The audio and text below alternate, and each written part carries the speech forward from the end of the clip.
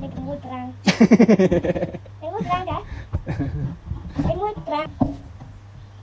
បាទថ្ងៃនេះដែរកូនខ្ញុំដល់ម៉ោងរៀនទៀតហើយចេញមកពីសាលាមិនតឥឡូវចាប់កូនរៀនទៀតហើយថ្ងៃនេះឲ្យគាត់រៀនលេខខ្មែរនិងលេខតារាងតោះកូនចាប់ដើមសរសេរបានសរសេរបុរេកណិតបាទចេះសេទេចេះសេកូនចេះសេ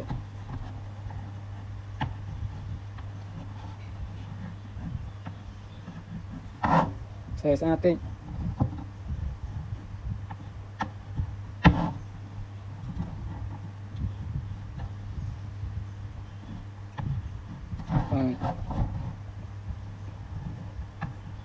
ត្រូវ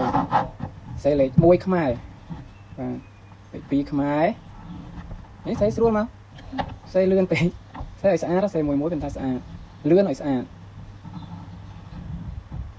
ចូលបាទ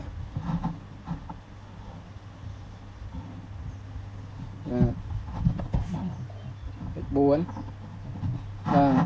ស្តាយអំហឹងបាទលេខ1បារាំងលេខ1បារាំងលេខ2លេខ3លេខ4បាទលេខ5